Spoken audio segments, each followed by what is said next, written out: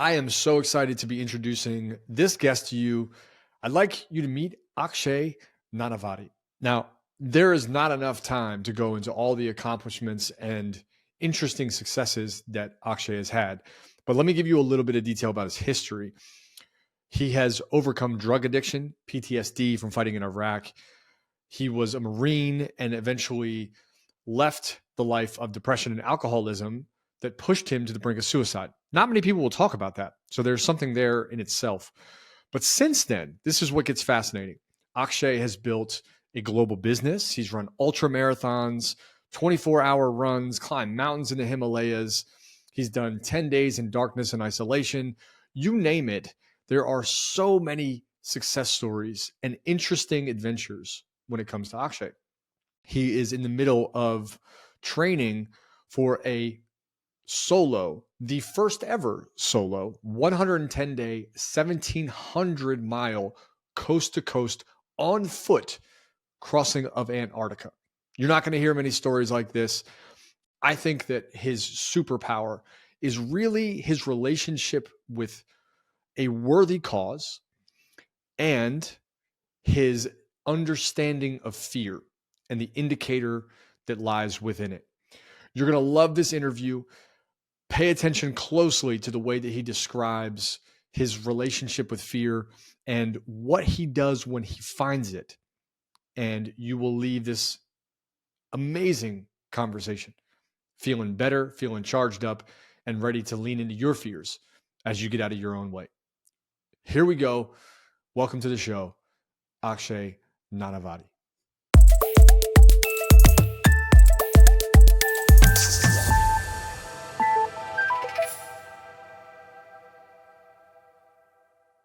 What's up and welcome everybody. I'm really excited for today. I get excited for all these. I've only done a few, so it's a new kind of excitement, but I'm particularly excited today because we get to talk about some weird, exciting, unheard of, uncharted territory today with a friend that has been actually a really big part of me feeling like I have a network in Arizona. Everyone say hey to Akshay Nanavati. He is a very, very big connector inside of the Arizona terrain for me, has been a big influence, and I've learned a lot just by watching his story. And I'll give you the context as to how this conversation happened. I was I was in Scottsdale, had not moved there yet, was sitting down having lunch with a bunch of guys, and Akshay joined. And while all of us were talking about what we were doing that day, and we had worked out and lifted and done all this stuff, Akshay came in and very nonchalantly said that he had been pulling a tire across Arizona all day. And upon further inquisition, verified that it was literally all day. It was like 8 hours or something. And the conversation just kept on rolling where I learned that the next dream that he had was to walk across Antarctica. And if you've ever had a conversation with someone that tells you something like, I'm going to walk across Antarctica, you can't help but ask 1,000 questions. And I didn't have a chance to get 1,000 questions in. So today we get to do that. Akshay, thank you so much for being here, man. Thank you for having me, brother. Appreciate it, man. So everyone got to hear a little bit about this wild journey that you've been on. And I'd like to go back a little bit before the fun bio elements of your story and just learn about who you were. Like, let's just go back to before this Antarctica dream had even emerged. Yeah. What were you pursuing and how did that even evolve?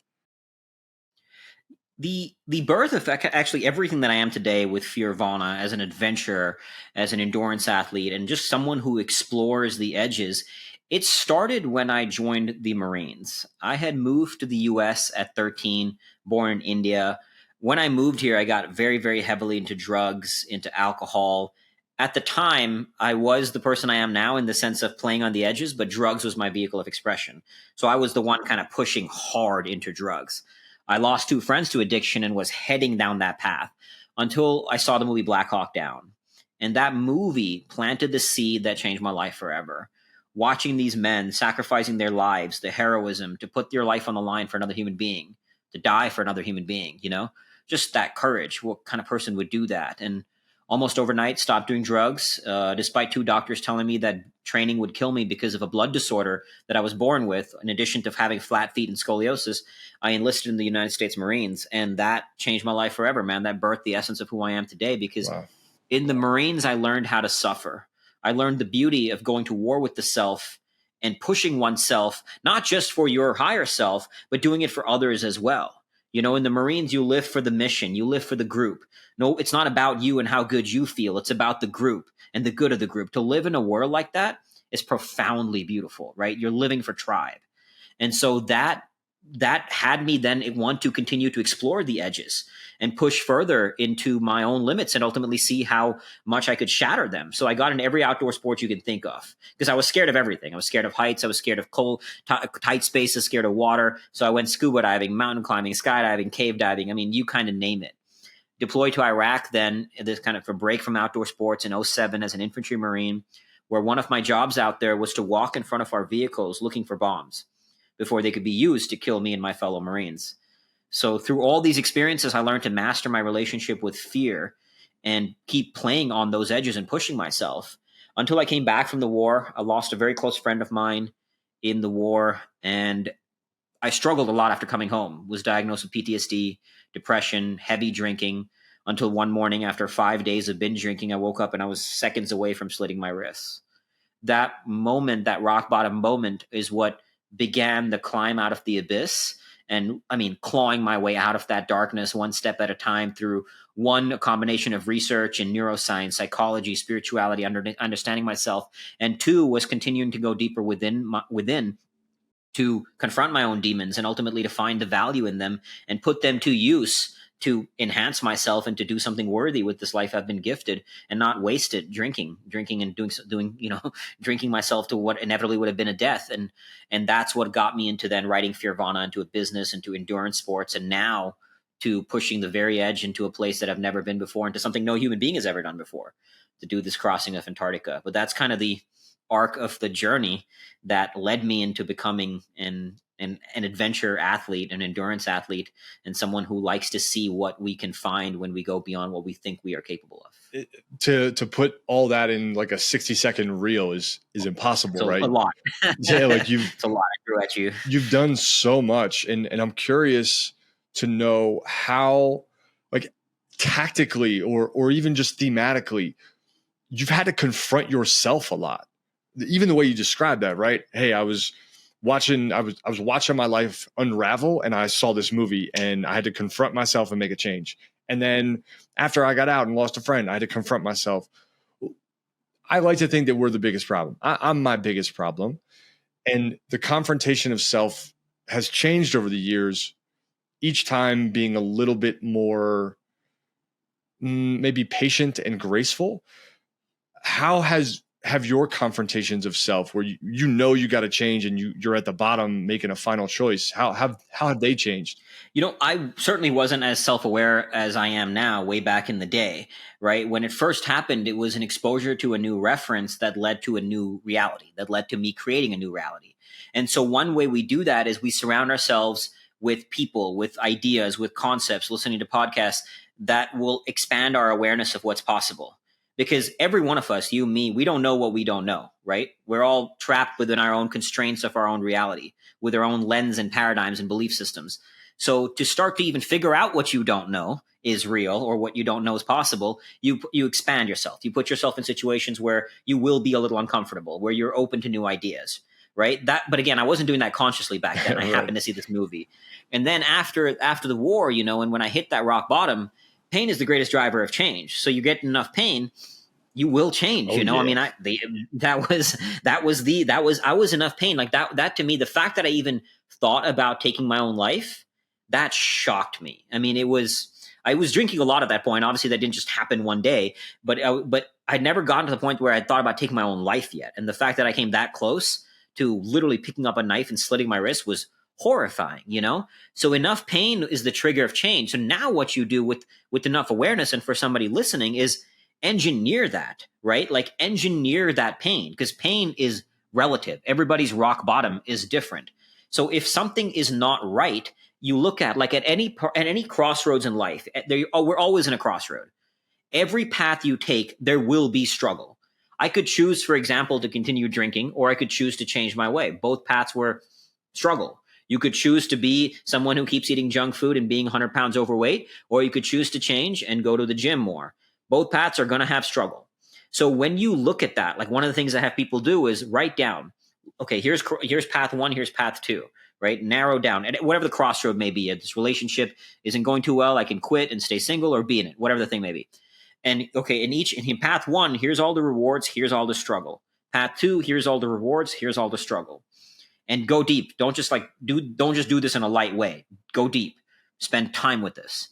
And then the question to ask is very simple. Which struggle are you willing to endure? When the pain of the actions you are not taking outweighs the pain of taking action, you will take action. I mean, even writing my book, Fearvana, I procrastinated a shit ton on writing that book. And what eventually had me finish it and now be something I'm damn proud of that's making an impact was recognizing that one day I will die. And imagine if I die never having shared my message with the world. Like, and I actually got pretty deep and visceral of that experience. Being present to our own mortality, coming close to our own death, either in our mind or in my case, my lifestyle has me confronted a good bit. It will change the way you live your life, right? So what's the pain that is greater? And if you want to choose that, then do it consciously. Got it. Like, okay, if I'm choosing this path, then own it. Right. So you have to, but then part of that process is when you choose the path, obviously it'll be hard. You will struggle. You will suffer. You will go through hard times. You will feel fear. You will feel pain. Right. But that's where that inner work comes in. That's where it's doing the inner work, to face your demons, to go to war with yourself, to put yourself in tough situations that this version of you doesn't think you can handle. I always like to say belief is built on the battlefield. You don't have to believe in yourself to take action. That's why I'm not a giant fan of this kind of overwhelming focus on conquering limiting beliefs. Who cares what your limiting beliefs are? Just go into the arena. Sometimes we need to be a lot more like a bull in a china shop. Just run into shit, break shit, bleed, suffer, get a little hurt, get a little cut, mental, like either sort of viscerally, physically, or even mentally, through those quote unquote emotional scars. But when you do that, when you leap into the arena, that's where the lessons happen. The greatest lessons are in the doing. And in that process, as you go to war with yourself, you build yourself into someone new. It's not about finding yourself. It's about creating yourself. Creation happens through action. The way you talk about it too is it's clear you're very familiar with change. Mm-hmm. And I love the anecdote to everyone's rock bottom is different. Even just the idea of rock bottom, right? We largely get to choose, when am I done? And I'm reminded of these moments where I could perpetuate this cycle. Yeah. Or I could choose not to. And usually I get caught up in, well, just one more, or it's not that bad. And I'm eager to solve and figure out for everyone that's listening who's on the pursuit of more, like, you actually get more by going through these changes and these struggles and these challenges. And if belief is in fact built on the battlefield, then at some point we've just got to confront the fact that our tolerance is a problem. Like, I hear that in so many ways in the way that you share, that the more we tolerate rather than choosing what we want, the longer this maybe unyielding or the longer this unsatisfactory struggle takes place. Yeah.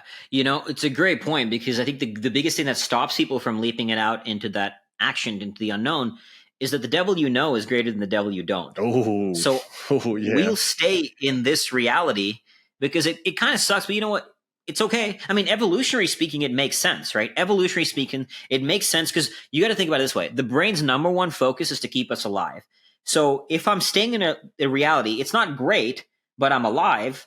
Got it. But if I go out there into the unknown, that's scary, right? From an evolutionary perspective, the unknown means potential death, right? If you look at it from archaic times, there's a saber-tooth tiger, whatever. There's an animal that could kill me, right? Like, evolutionary speaking. But that's literally why the unknown is so scary, because that's the nature of the unknown. There's things out there that you don't know. So we don't want to go into those spaces. So we'll stay in a kind of quiet desperation, because at least it could be worse. But that's the thing you got to face through. And the more you do it, the more you'll build a pattern to keep doing it. Because it's once, the thing is, even if life is good, there's always more. There's more life to experience. There's more service to be done. There's more people to help. There's more, to do, more to be. So the way out there, there's greater awe out there. There's always a greater bliss. So that's why I'm seeking. And the way to start shifting that relationship to the unknown is approach it with curiosity, approach it with play. Like even when I'm planning this 110-day solo crossing of Antarctica,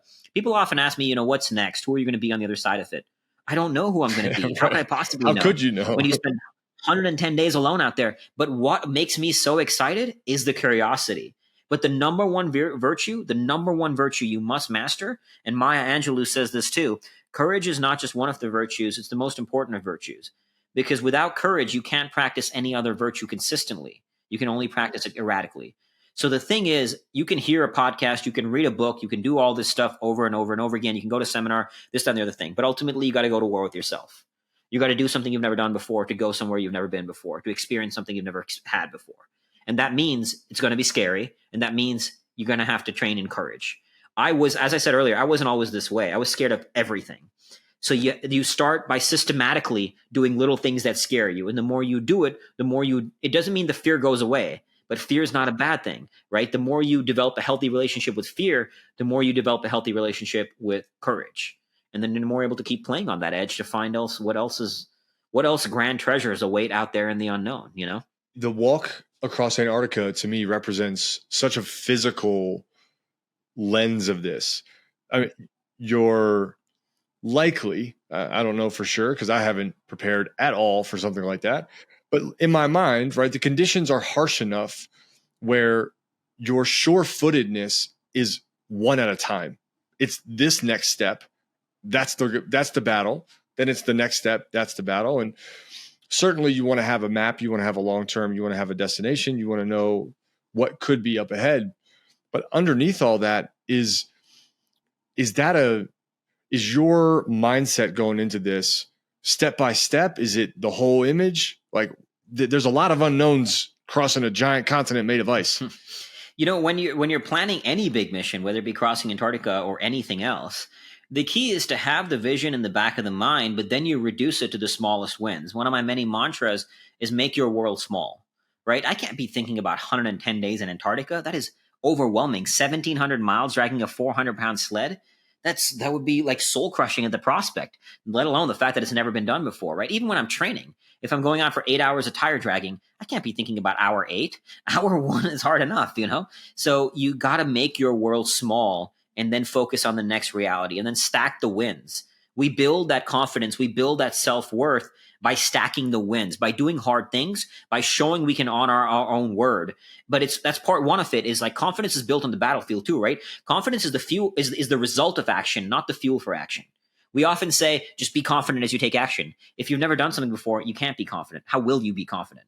So the goal is not to be confident, it's to be courageous. You take action and then you get confident by building the skill set in whatever the craft you are training in, or even in the mental battlefield, you build that skill set. So part one is doing the hard thing, honoring your word. But the second part of that is how you talk to yourself after the hard thing is done. And this was a big learning for me because I used to be someone, I would run 10 miles and be pissed off I didn't run 13. I would run 13 and be mad at myself for not running 20, right? And there's no end to that. And you're constantly miserable. Now, I do, like when I go out for an hour and a half tire dragging session, awesome, nice work. And that's it. Sometimes it's literally as simple as just a little stack, celebrate the win. Got it. Now we'll move on to the next one, right? So I'm always, but the duality can coexist. On the one hand, I am looking for what's the gap to fix. I'm always looking for the gap to fix. And on the other hand, I'm also celebrating the wins. They both can coexist. And that's how the pursuit of mastery continues. When you play on both those edges and keep working, moving forward through that lens, right? Because all growth is ultimately two things. Find what's working and do more of it. Find the problem, fix the problem. Yep. At a meta level, that's all it is. Yep. And that's what you got to keep doing in your craft, in whatever you're training at. It's interesting to hear it so simple. And lately, one of the pillars that I tend to live by, whether that be in like my understanding of what it means to lead others or in my personal pursuits, is that there's a very big difference between simple and easy.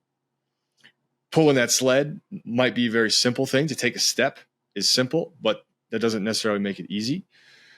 When I think of getting out of my own way.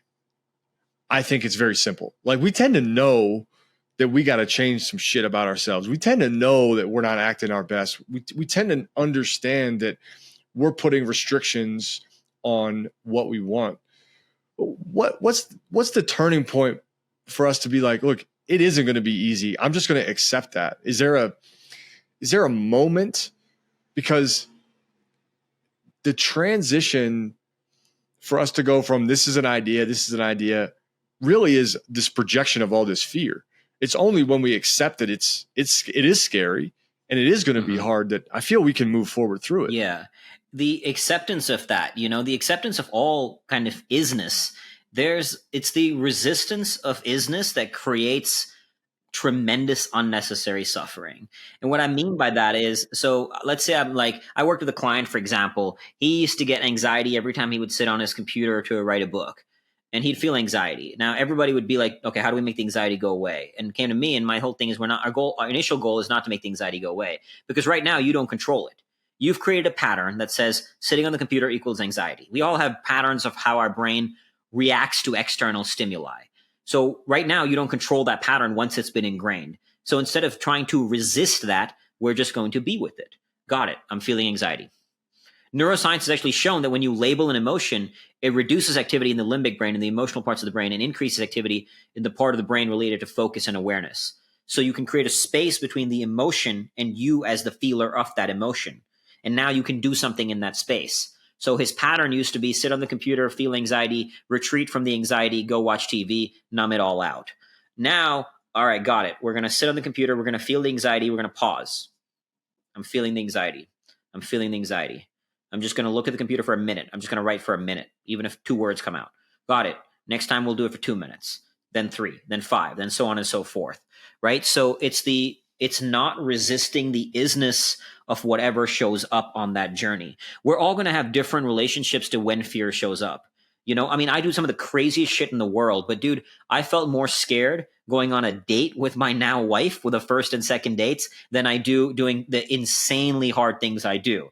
But the thing is, there was a time in my life where I'd be like, what's wrong with you? Why are you scared? Trying to fight that fear, or not even admit that I had that fear because it felt like, I don't want to admit I'm weak or something. I don't care that the fear is there. I just do not care when fear is there. Got it. It's there. I'm scared. And I'd be like, yeah, I'm terrified of this date. I had literally butterflies in my stomach driving to the second date. And I do some of the craziest shit a human being can do. But who cares? I felt scared, right? So the point is, the fear is going to show up to different people in different ways. Other people might be extremely comfortable going on a date and feel terrified doing some of the things I do. But who cares when it shows up? I don't even bother to ask why or what is there. Got it. It's there. Who do I want to be instead? Instead, I'm going to focus on who I want to be, the person that's the highest version of me. Create that. All right, cool. I'm going to go into the fear a little bit. I'll go on this date. We'll see what happens, right? Curiosity, play, and other incredibly important virtues to practice. When you find yourself looking at something, instead of judging it, instead of demonizing it, be curious about it. Got it. The fear is there. As even when in terms comes to learnings, like me and my now wife, we've openly told people we're never going to fight. We've never fought. We never will fight. I can't tell you how many people got triggered by this and would be like, yeah, bullshit, you're naive, something or the other. And cool, if it triggers you, that's not the problem. The problem is, what do you do with that trigger? You can choose to just be like, you're stupid, or you can choose to be curious. What do you mean? How can you make that happen, right? That's how you learn. Be curious. Be curious in the world, and it opens up new possibilities. So don't resist the isness, and then be curious of what to do with that, and then translate it into something purposeful. What I'm hearing, and I think interpreting through the way that you share this too, is that this is an incremental process. Like there's too much that would bury somebody and would paralyze you.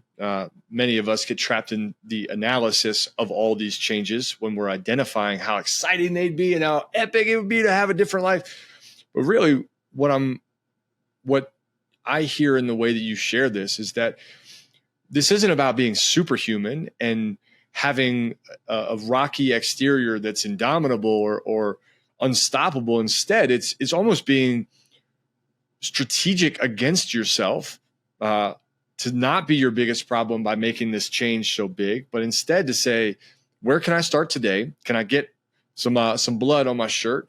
And then can I continue that small incremental change and process?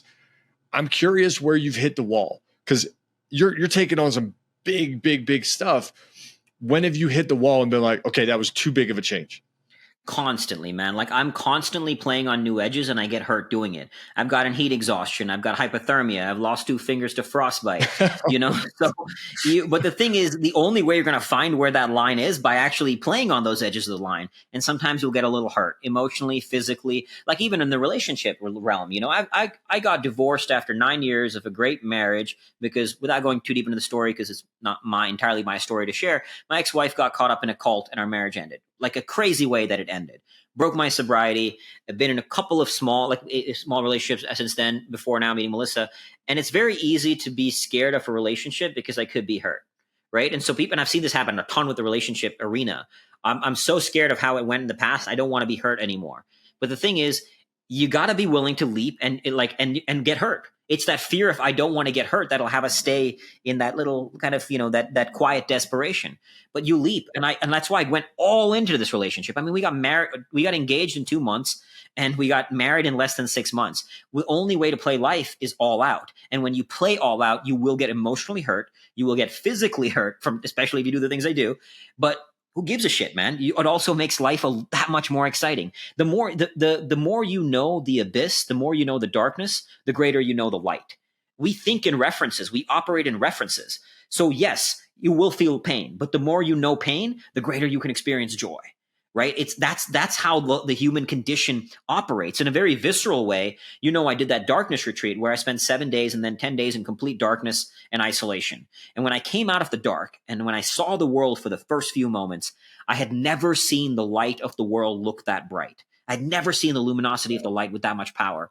And in such a visceral way, I remember thinking gratitude for all the suffering I've ever experienced in life, knowing that I could not ever truly know the gift of the light until I have first been in the dark. So you got to be willing to get hurt. And that means you're going to hit some walls. You're going to fall, literally and figuratively, and that's okay.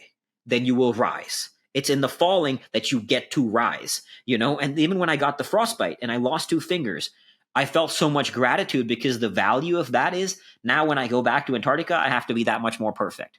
What a gift, right? When you put yourself in a situation that demands you to be the highest version of yourself, that demands perfection out of you, and you have to rise to that standard. What an epic opportunity, right? So gratitude. I got frostbite. Great.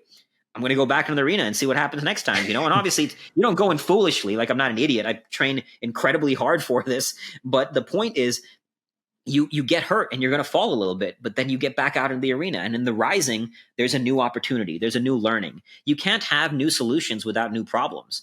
So one of my other many mantras is progress is not the elimination of problems. Progress is the creation of new problems. We will always have problems, whether we have $0, $1 billion, single relationship, whatever the thing is, whatever the category is, we'll always have problems. But that's okay, because on the other side of every problem is a new solution, is a new awakening. So look for that next gap, and you'll find a new tool, new edge. You'll probably get hurt along the way, but that's okay.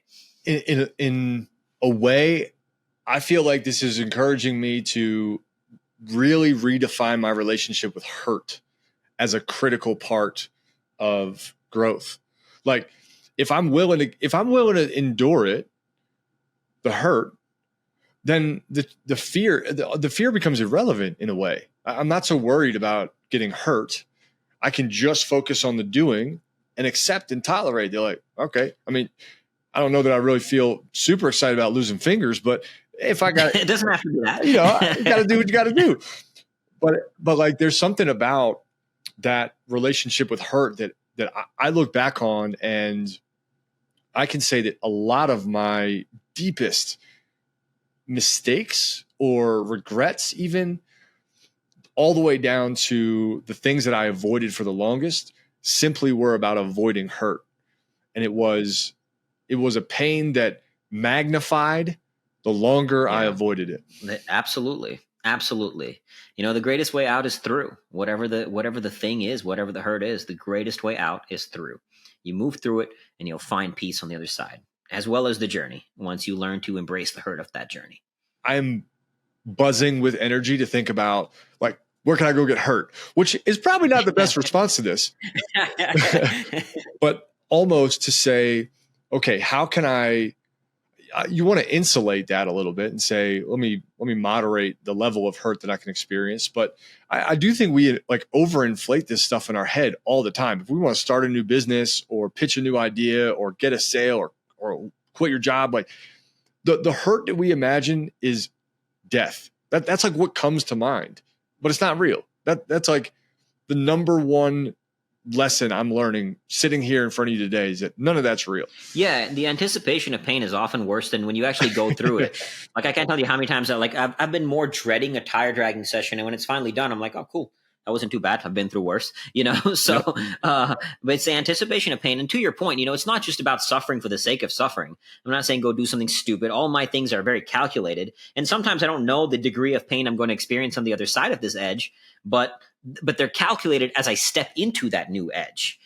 So you're pushing yourself in a way that is controlled, in the way that's relatively safe, of course, but with intelligence and choosing your worthies. Like I'm not saying Antarctica is the only vehicle for enlightenment or growth, obviously, right? Like find your edge. That's the whole thing, is look for your edge. And your edge also doesn't just mean in the category of pain and suffering. As an example, I talked about dating, but I was somebody who, like, we would go to a retreat and they would do all these kind of dancing and light things between breaks. I would be more uncomfortable doing that shit than doing like 100 burpees in the corner, because I had developed such a healthy, a strong relationship with that suffering, but I had developed such a negative relationship to play, to fun, to light things, to the point that even one day when I went for a run, I saw this sign that said 5K fun run. And I had visceral disgust at the idea of a fun run, like subconscious angst that like, this is ridiculous. You don't run for fun. You run to suffer, right? And that wasn't healthy. That was not a good thing. So when I realized that I was bringing in suffering in all areas of my life because I'd gotten so comfortable suffering.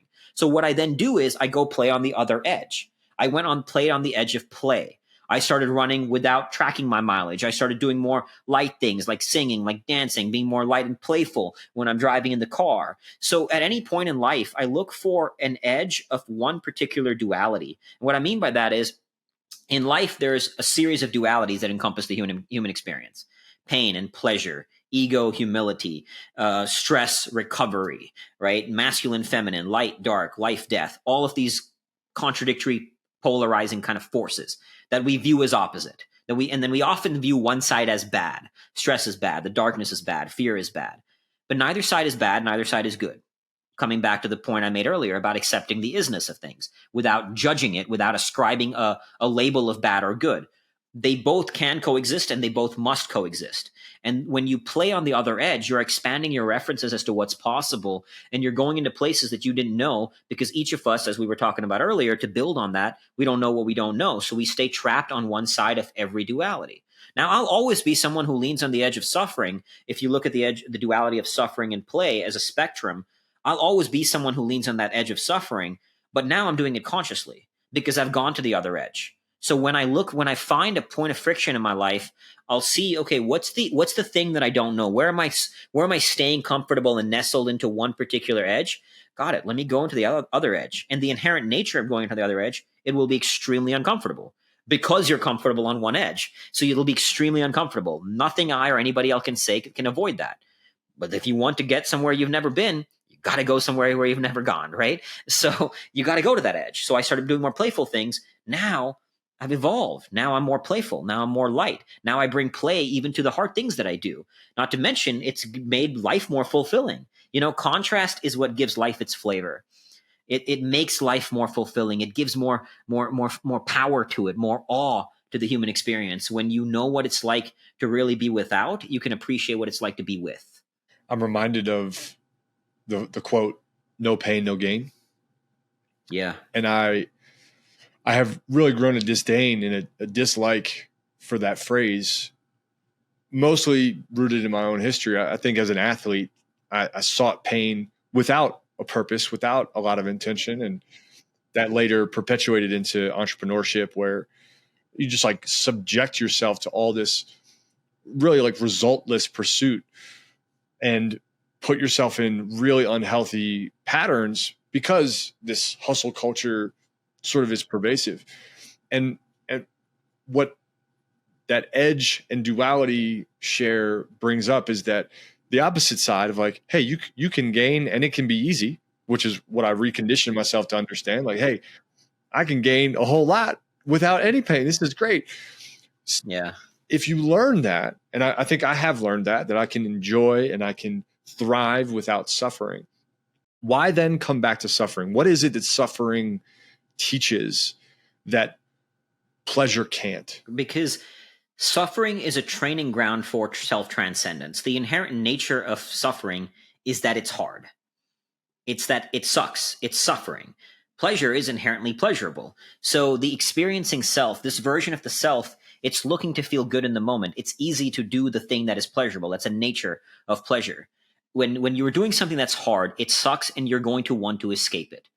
The ability to transcend that feeling of wanting to escape it and keep moving forward in spite of it, that's transcendence. And to me, transcendence is the highest. Like, if there's one thing life is about, it's self-transcendence. I mean, even Abraham Maslow in the hierarchy of needs, it's actually not self-actualization that's the highest of needs. It's self-transcendence. And as Viktor Frankl said, self-actualization is a side effect of self-transcendence. And to me, another way to put it is that self-transcendence is the access point to God. So suffering is the way that you train yourself to transcend yourself, to transcend the limitations of your mind, your body, your thoughts, your feelings, and rise above that to become someone higher, to be someone higher, right? So one aspect of it is that transcendence. The other is kind of what we've been saying, is that like, if you stay trapped in your current reality, in your current way of thinking, in your current way of doing, you will keep getting more of the same results.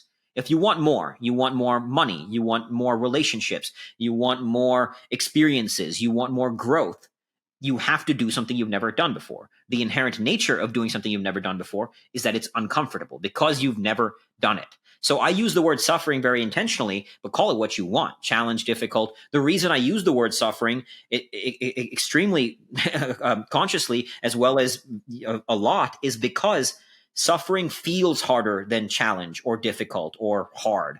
So when I develop such a positive relationship with the word suffering, then when I hear things like hard or difficult, it feels like nothing. And words have power in shaping our experience of reality.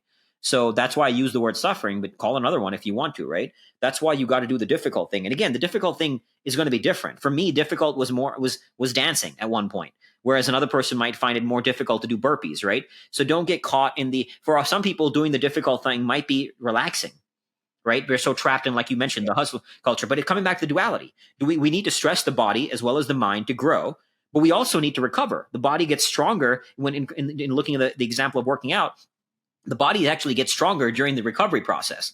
Where during the stress process, you're actually tearing down the muscle, right? So it's the same thing. You need to recover just as much as you need stress. So neither is bad or good. You need both.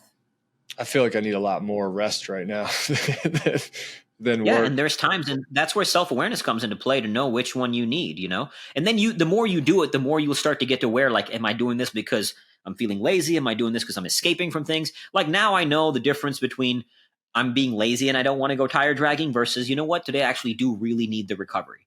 I've done enough to know the difference. And sometimes I'm just being lazy. Then I'm like, get your ass out the door and go do it.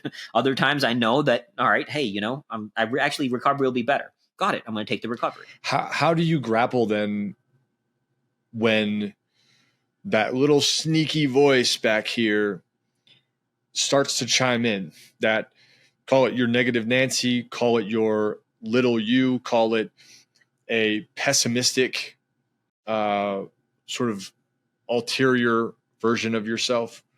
When it starts to show up and say, to your rest day that is intentional and that is well thought out, that is birthed in self-awareness, and it's like, you're not working hard enough, you're not enough, you're not doing enough, you're not smart enough, you're not strong. Like, how do you grapple the enoughness that comes from experiencing both sides of this coin? Great question. What I do is I allow that voice to have its say. So got it. All right, let's like talk, almost like you're talking to a different character, like you and me are two separate entities having a conversation. I'll do the same thing with inside my head. It's very schizophrenic, but it works wonders. So I'll have this dialogue. Got it. All right, yeah. Say what you want to say. All right, cool. I understand that you're saying all these things, and then I'll hear it, and then I'll make a conscious choice. Do I want to listen to it? We do not have to listen to our thoughts and our feelings. We are not our thoughts. We are not our feelings. We're not our experiences. We are the thinker of our thoughts. We are the feeler of our feelings, and we are the experiencer of our experiences. We all have thoughts and feelings that are neurotic. They change constantly. They are not who we are, right? Like I have a million thoughts a day, and sometimes it's not a thought that defines the highest version of myself, but just because I had that thought doesn't mean that's who I am. It doesn't mean I have to listen to it. So I allow that voice to have its say, because that's really important. That comes back to resisting the isness that we talked about, right? So let it have its say. And then I talk to it like it's a separate entity. And actually, when I was in the darkness retreat, I started creating different characters in my head, and I named them. I actually gave names to the different characters. So anytime I had a voice that said, you're too weak, like this is going to break you. If I'm planning something like in the darkness, I wanted to do an extended fast, I named that character Bane, right? Nice. Anytime I had a voice that name. Said, sorry, what's that? It's a great name. I really appreciate that. I named all my characters after villains in the superhero movies. So I would name, like, whenever I had a voice saying, oh shit, I can't wait for this to end, like related to time and anticipation, I named it Thanos. So now I'm having a conversation with Thanos. Got it. You want this to end. Why do you want it to end? Let's talk about this, And then sometimes you do different ways to shut that voice up. Sometimes it's literally, got it, you can fuck right off. And I literally talk to myself that way. You can say however you want to say, or, come up with your own version of that, but you're letting that voice have its expression without resisting it. And then you can choose outside of it. And then I literally, dude, this morning while tire dragging, I was feeling a bit stressed, overwhelmed. I'm planning multiple expeditions. Things are going everywhere, trying to navigate the stresses of fundraising for Antarctica. And I was just feeling like this anger. Some people are not responding when they should be responding to things. And I was like, all right, go wild. What's going on? Let's just, you keep talking. And all right, got pissed off. Got it. I'm feeling all this shit. And we expressed it. I don't like, who do I want to be outside of this? None of these thoughts are inherently real. I don't have to let them shape my reality. I let them have their say. I let them experience myself for a minute. Got it. Now what am I going to do with it? Right. So to your point, in the example you brought up, if you've made this decision to rest very consciously and you're noticing that voice show up, you decide whether you want to listen to it or not. But that comes with practice of separating from your thoughts as real and disidentifying from the constructs that create our reality as our reality. Another interesting arrowhead pointing straight at your relationship. It's not that you don't have a voice. I don't ever expect to have a voice. It's my relationship with it that matters. How much say I give that. Exactly. I also think of our framework inside of a lot of our coaching programs and what we've seen in a lot of entrepreneurships is the pursuit of something that ultimately is exciting, but it comes from a place of lack. It's from a place of, I need to prove this or show the world this. This was my drive for like 25, maybe 26 years, probably 30. And those three pillars in our world are worthiness, enoughness, and lovability. And I think I've struggled probably in business with enoughness, right? Am I good enough? Am I smart enough? Am I sharp enough? All that. But then when I think about some of the big dreams that I have and some of the conversations I've had with many very successful people who also struggle, it goes to worthiness and feeling like we are worth the dreams that we have, or worth the beautiful moments that we've created, or worth the rest, or worth the pause and the respite and the recovery. When you talk about this both spans the relationship space that I want to dig into with you and the pursuit of this gigantic dream. Like, have you ever had that worthiness snake bite you when it comes to chasing a dream like this? I mean, this is like a once in humanity kind of dream. Mm-hmm. Absolutely. I think I think most human beings have often heard that the two greatest fears are the fear of not belonging and the fear of not being enough. And my whole take on it is, good, own it. If you have some of it, instead of coming back to the avoidance of resistance, and this is where the duality comes into play. I can feel not worthy and also feel worthy. So I can look at but that comes with tremendous self-awareness to have the ability to hold two seemingly contradictory thoughts in the mind at the same time and hold both as true, right? This is coming back to the essence of non-dualism. This is the duality. This is the spiritual mastery, is that yin yang, that darkness and light can coexist. In a very visceral way, I experienced this when I sat in a dark room, and the brightest light I've ever, literally, the brightest light I've ever seen in my entire life was sitting in a dark room. It was so bright, it was blinding. I was covering my eyes like this. So in a very visceral way, I saw how darkness and light can coexist. So coming back to the question of that worthiness, like I genuinely believe that I have a debt to owe this, to a debt to pay off to earn this life I've been gifted. Because, like as an example, when I was in Iraq, my vehicle drove over an active bomb that didn't explode. My friend's vehicle drove over a bomb that exploded and he was killed. I was born to great parents. As a result, I've been blessed with a million times more opportunities than most on earth. I've worked with survivors of sex trafficking, former child soldiers. I've been in post-conflict zones. I've been in war, volunteered in leper colonies, seen people in extreme poverty. And all of those people, they were there because they were born there. They did nothing to deserve it. They were born into hell that I wasn't born into. As a result, I was blessed with a million times more opportunities than most. Now, yes, I've worked hard to get here, of course, but I got very lucky in that pool. I don't know why. We can find answers to it. But to me, because I was so lucky and I didn't do shit to deserve that, I believe I owe a debt for this life. And I pay it off by being worthy of this life, by being worthy of my suffering, by being worthy of these gifts that I were given, and then transcending it for myself, for my highest self, as well as to be of service. Now, look, I'm not saying that you have to think the way I think. I can't tell you how many people say that it's unhealthy that I think that way. I don't care if you think it's unhealthy or not. The point is not that. The point is that darkness, that feeling that we all have our own flavor of it, of not being worthy, of not being enough. Find a way to use it into a construct and turn it into a belief system and a paradigm that will serve you. This place that I go to when I need to, that I have a debt to owe, man, that is a powerful place to go when I need to access it. But I don't always live there. I also live in tremendous gratitude. One of my friends has told me that your superpower is gratitude because, dude, I am always grateful for what I have because I also know what it's like to be without. You know, I've been in extreme cold. I've been in extreme heat. I've been alone. I've been with people I love. And so every edge, because I know one edge, I have so much, like to this day, man, there'll be nights when I go out and look at the night sky and just feel gratitude for stars. Because when I'm in Antarctica, I won't get a night sky for 4 months. It's 24 hours daylight. I won't get a sunrise. I won't get a sunset. So when you play on an edge, like just take a 5-day fast and tell me how good that food tastes when you start eating again, right? Do things like that. Take a cold tub. Tell me how good it feels to be warm again. You know, so it makes you appreciate it. So the point is, I don't just live in that space of the debt I owe of my lack of worth. I also operate from that space. You can operate from both simultaneously and make both work. But I don't think the idea that we're not worthy or not enough is inherently bad. I think it can be useful when you make it useful. I could see that applying to relationships too, where especially in entrepreneur land, and especially for my men listening that are entrepreneurs, there's this production and provision that is certainly a big part of being in the hustle and constantly having to prove that we are worthy. And naturally it ties into lovability too.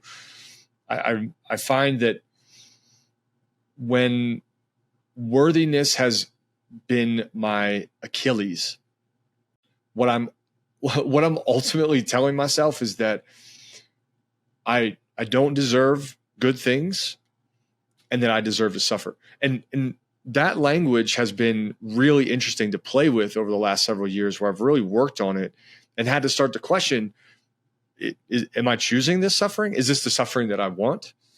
Or is this something I can opt out of? Is there a different kind of suffering? And also, am I choosing something that here's where it gets really interesting, that I think I'm saying I'm not worthy of this, so I'm going to choose something at a lower standard, when really I just want to be above a person. And like, that's been a trippy space to really navigate my ego in that, to understand my hurt, my flaws, and to try to weave between the lines of the duality that you're talking about.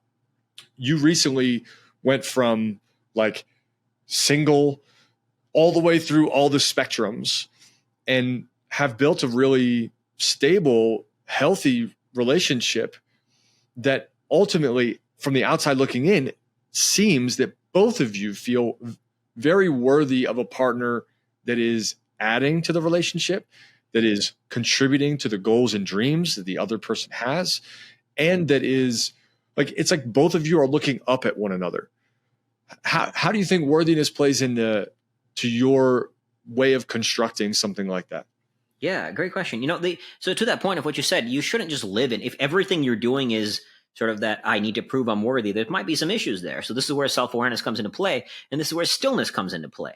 To be still, to figure out some of those answers. So I do believe I'm worthy of this relationship. And I know she does too, so we work hard. We've worked hard at the relationship with ourselves, and we work hard it's very easy actually, the relationship with her, but we work to be that supportive for each other. So I think, we both have done a lot of inner work to bring to our relationship with ourselves. It doesn't mean we're none of us are far from, not perfect, obviously, but we have an incredibly strong relationship with ourselves that we bring to the relationship with the other. And so there wasn't even a doubt in our worthiness of it. Like, if, at this point now, we've developed such a high sense of self-worth that has been earned through the inner work that we've done, that if, let's say, for example, and not that this would ever happen, we have the strongest relationship in the world. I would call it literally a perfect relationship. We never fight. But let's say, for example, she cheated on me, or let's say, example, I cheat on her. Both of us would know that it's the other, like, we would be hurt, but there would be a kind of a knowing that there's a loss for the other person because we value how much we bring to this. Yeah. We know that we are bringing a strong self. We are there for the other person. So we have a strong, healthy relationship with the self that we bring to the other. But again, that comes from doing a tremendous amount of inner work that we both have done. That's why we value who we are. We value who we bring to the relationship. And that's why we have something incredibly strong. Would you say that, this is a big word, but would you say that both of you are whole? I think the feeling of being whole, there's like, I've done a life coaching program where they would always say we're all whole and complete. I find it more valuable to operate from the paradigm that we're all broken and who gives a shit. So I resonate with my take on it. Yeah, because when we heard that paradigm, everybody in the coaching program would be like, okay, we're all whole and complete, but then why do we have all this shit? Right? We have all this shit. So I think we're all broken, and who cares? How do we like, there's a great Japanese art, there's a name to it, where they paint the gold in the cracks. Right? The gold is in the cracks. I've gone through physical and emotional scars, as you have, as everybody has. We've gone through our stuff in life, and then it's created some paradigms that maybe serve us, that maybe don't. We've all got our shit. Who cares? What am I going to do with it? So this comes back to the fundamental thing of, it doesn't really matter what has happened in the past. It doesn't really matter. None of that shit matters. All that matters is what are you going to do with it in the now, and how you're going to use it to better your future. Right? And so you take all that crap, we use it was broken. So I don't consider myself whole. I consider myself, I'm very content with who I am. I'm very happy with who I am. I love who I am. But I also know there's so much more to grow. That's why I go play on new edges, because I can't wait to see what the hell I'll find out there, And so I will never arrive. Until the day I die, I will never arrive. And that's to me what makes life exciting. Yeah, that Japanese art form is called kintsugi, otherwise known as like golden repair. And I think that is such a great example, right? Throw the glass on the ground. Everyone's broken. Everyone's hurting. Everyone's got things that they messed up on. And to me, that paints the idea of being whole as actually more human. Whole has an implication of being perfect and being. Yeah. I really struggle with that. Versus this idea like, hey, let's take our broken pieces and weave them together with gold. Exactly. And to me, them. it's more free. Yeah. I'm as imperfect as I have known myself to be. As I grow, I find even further imperfection and find further beauty in that's just me. So I do love that. That's a great reminder. If you don't know the word kintsugi, it's KINTSUGI. Beautiful, beautiful thing to look up in Google. And actually some of the coolest art you could find is that. Yeah. There's some cool shit out there. Okay, here this is a pointed question, and I try not to ask pointed questions, but I want to see how you respond to this. Why is the pursuit of more? I'll use the word noble. It's the seeking that makes the human experience the value, right? And you call it what you want. More can be relative. You can say, I don't want more money. I'm very content here. Got it. I want more experiences with my partner. I want more spiritual growth. More is very relative, but the duality of that is the seeking. The more is not going to get you happy. It's the seeking where the value lies, right? But you need the seeking.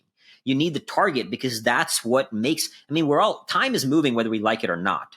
We're all here. What are we going to do in the here and the now of this experience?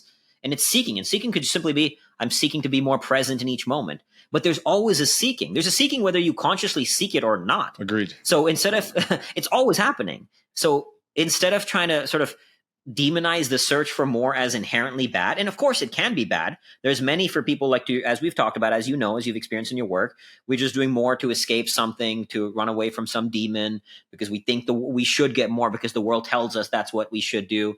But that's where it comes back to doing that in our work, to recognize that, all right, maybe this is not the flavor of more that I want, that I truly want, that's truly going to make me happy. And sometimes you learn that by actually getting more and being like, shit, I didn't really get what I want there. But other times, once you do more of that work, you realize that it's the seeking that's the fulfillment. I mean, even research has shown the two things that create a truly fulfilling and happy life is connection. It's the relationships that we have, and it's the pursuit of your purpose, or what I like to call your worthy struggle. So connection and the pursuit of your worthy struggle. And I call it your worthy struggle very intentionally because it will be hard, right? Like, you will struggle. I don't like it's good to have passion for what you do, but I don't like the word follow your passion, because it often conveys this idea that everything will be sunshine, rainbows, and unicorns. Yes. It won't be. You'll struggle. There's days where I absolutely struggle with what I do, right? It's very, very hard training for an Antarctic expedition, but I freaking love it, right? So it's the pursuit of purpose and connection that make us happy. You fill those two buckets, and yeah, life will not be easy, but you will find bliss even in the pain.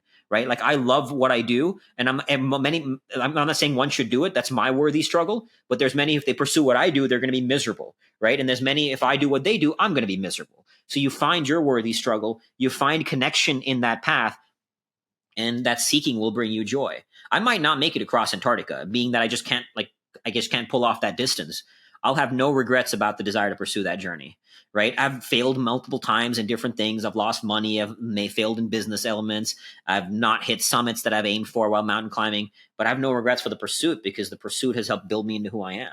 Which is Ultimately enjoying the process. Though I think we mix that up with, like, you got to enjoy every moment. That isn't it. No. It's the aggregate of it all. Do you feel fulfilled in that?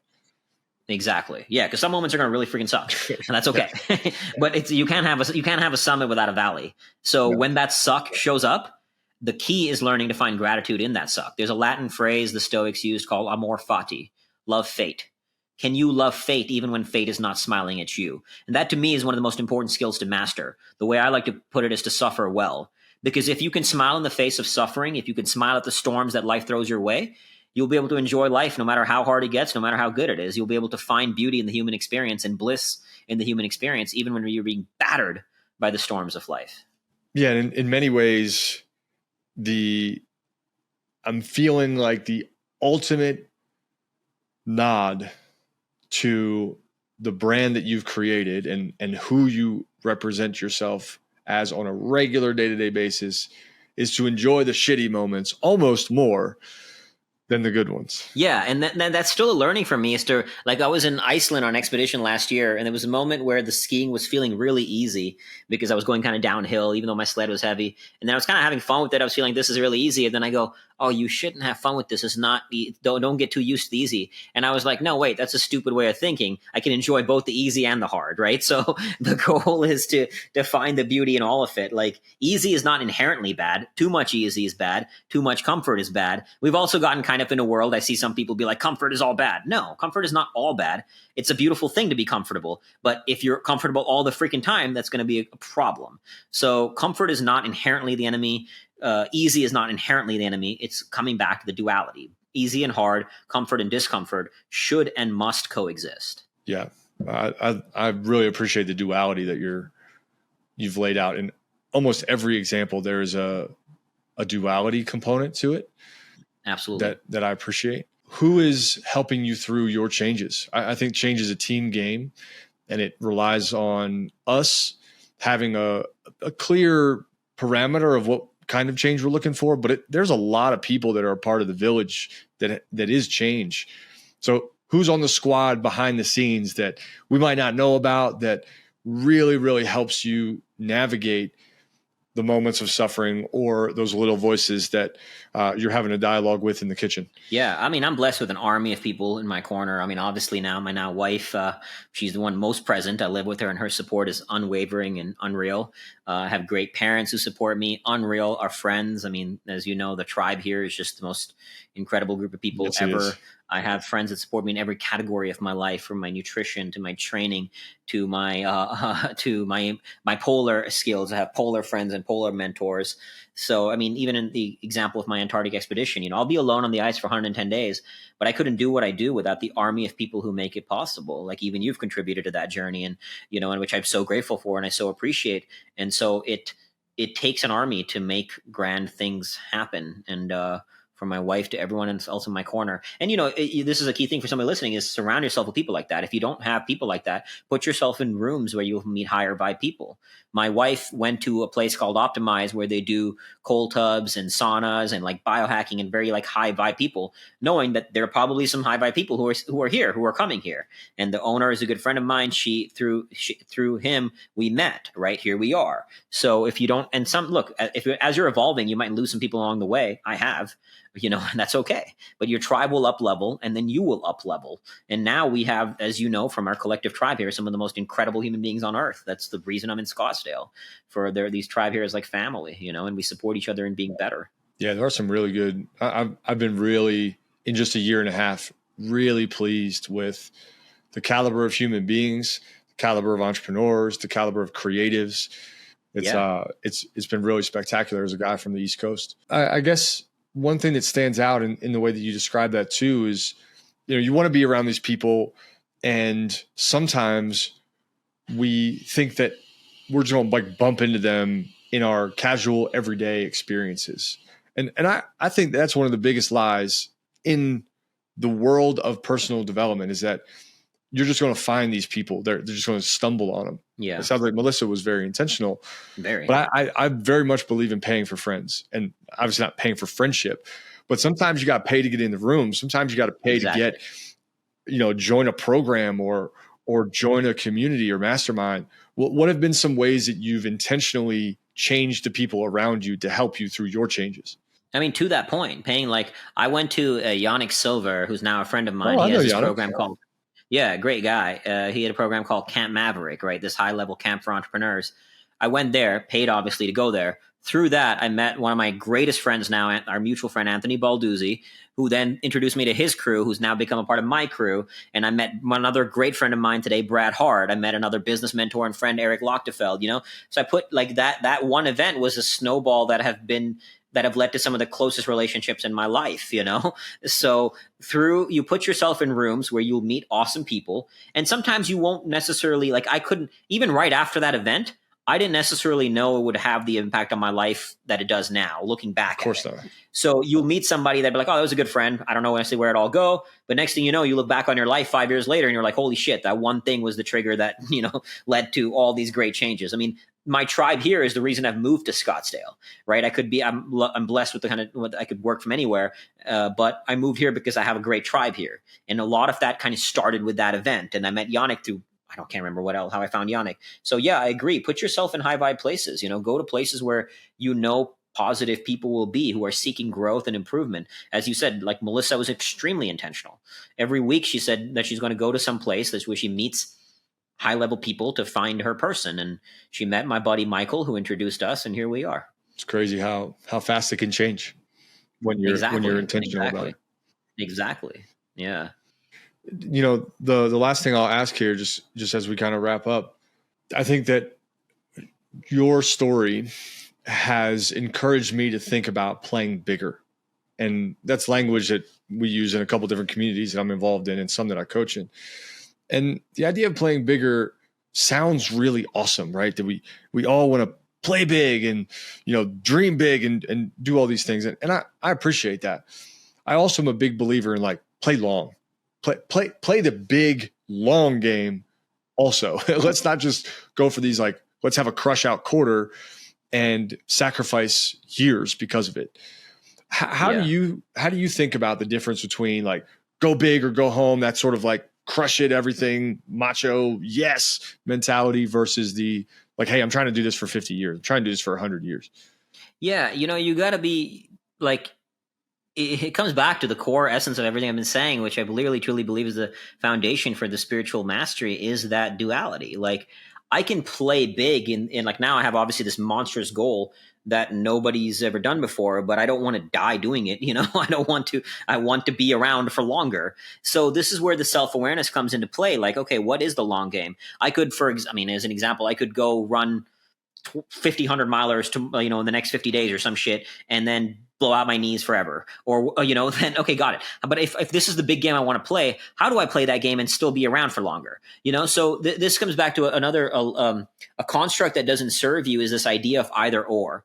So if you ever find yourself using an either or, start asking the question both and. So I always used to believe that I can only be an adventurer or an entrepreneur. I can't be both. Or even like, how do I be an adventurer and be a great husband and have a great family life, have a great partner? That's great. If you think either or, start changing the question, and then the questions we ask ourselves will change the answers we seek, and ultimately the how we create our own reality. Got it. How can I be both? As simple as that, right? How can I be both? So one simple action change that led to that, when I started thinking about it, was I started doing all my work calls while running, or now while tire dragging, So got it. How can I be both? I can structure my life a little differently. I can structure my life more effectively. Even with my wife, we go walks while I tire drag. So we're getting time together, and I'm getting my training in, and she's incredibly supportive, of course, to put up with all my nonsense. But when you operate from that both and paradigm, you can now think, how do I play big and play long? And then you start just by asking a question. And in time, because often we make, like, a statement is a wall, a question is a door. So I remember working with this one kid who said, I don't have enough money for college. Now, if you hold on to that paradigm, great, that's your reality. Now you can change it to a question. Now that becomes a door. How do I make enough money for college? How do I get a scholarship? How do I find a college that will grant me financial aid, or whatever the thing is, right? But now you ask the question and you start looking for answers. The answers may not come instantly, but that's okay. Keep asking the question. Keep putting yourself in rooms with people who can help you answer that question. Keep asking it deeper. Keep, look for new learnings, read new books, new podcasts to find those answers. And then you will start finding some answers. And then you can see how you can create a both and reality. If you don't have a full page of notes right now, I don't know what you are doing. Man, I got so many notes. Oh man. Akshay, this is so awesome. Tell us a little bit about the expedition specifics, because I know you're raising funds, and I want anybody that's listening to get behind you in this mission. And thank you, brother. Really, like, if you're tuned in here, I want you to pay attention to two things. We have gone almost 90 minutes, 75 minutes at this point, simply talking about change. That's all we've been talking about, is how you change, how you get more, how you grow, how you evolve. And the way that Akshay talks about this is how we all can talk about this. I've hung out with him enough times to know that he believes that we are all capable of having this kind of relationship with change. And the way he talks about his mission is equally the same. The way you talk about Antarctica is it's not just for you. It's representative to many. So if you're tuned in, I just go back and listen to this again. But the way you can get behind him and his mission is ultimately the same way you can get behind yours. And that's to subscribe and say, like, hell yeah, I'm going in to the battlefield. So tell us about it. Yeah. So for this never before accomplished 110 day solo 1,700 mile crossing of Antarctica, we're filming a documentary around it. It's never been done before, as I said, dragging this sled in 12 hours a day, minus 40 degrees, to pull off the first ever unsupported crossing off Antarctica, coast to coast. And it will not be just for me. We want to inspire human beings. Everybody's got their own Antarctica. Everybody's battling their own storms. And because I get to go play so far out on those edges and go into the most crazy places on Earth, I get to unearth new treasures. And I'm simply a messenger for those treasures, for that wisdom that is revealed to me in the likes of Antarctica, to bring it back. And so we will, it's like the 4-minute mile, right? It expands human consciousness edge. And so to support on this journey, you can go to greatsoulcrossing.com. There is that we have a crowdfunding campaign up there. It's great, GREAT, SOUL crossing.com. And we have to raise $750,000 to pull it off. That's just the nature of this beast. It's quite a logistical challenge as well as a mental and physical one. And so it's quite a lot of logistics for medical staff, flights, things like that. And so any support in the crowdfunding campaign would be greatly appreciated. I also give away all my in-depth mindset trainings that I've cultivated over the year, like decades, that go way deeper than what we've talked about in the pursuit of mastery at different donation tiers. So your contribution will, and 100% of the proceeds there goes directly to the crossing. I'm not making a single dollar off the campaign. You can also get my book, Fearvana, on Amazon in paperback, Kindle, Audible. All the profits right now, we are donating the crossing. And after the crossing, we donate all the profits to charity as well. So any support there would be much appreciated. And I feel very, very, very confident saying you'd get value from both Fearvana as well as the trainings that I give away. Yeah, I highly recommend you get Fearvana. I highly recommend that you get behind this. And dollars add up. It doesn't need to be a break the bank. Yeah, just contribute. I have found that in contributing to something like this, I feel a part of it. And that's interesting because what I feel part of is another person pursuing their what was it called? Yeah. Worthy struggle. And if there is something that I want to be remembered for, because mortality is a big part of what motivates me as well, it is being a part of many people's worthy struggles and helping them find their worthy struggle in a way. Akshay, this is absolutely awesome, man. There is no better testimony to a belief system that you and I share about getting out of your own way, about change, about evolution. There are so many nuggets in here from, everyone has a different rock bottom, courage being the most important virtue, making the world small, your relationship with hurt, transcendence, giving space to the negativity that's in your mind. Intelligence is holding two contradictory ideas at the same time, not being worthy, like turning that into a paradigm that will serve you. Like there are so many gems, and I'm just so grateful for your time today. This was incredible. Thank you so much, brother. Thank you so much for having me. Appreciate you and glad it was of value. Give Akshay a follow. What's your social? Fearvana. Instagram, Fearvana. Yeah, give him a follow. The journey is incredibly entertaining. And I think is a reminder to push into your discomfort when you lose sight of that. Akshay, thanks for being here, man. Thank you so much, brother. Appreciate you, man.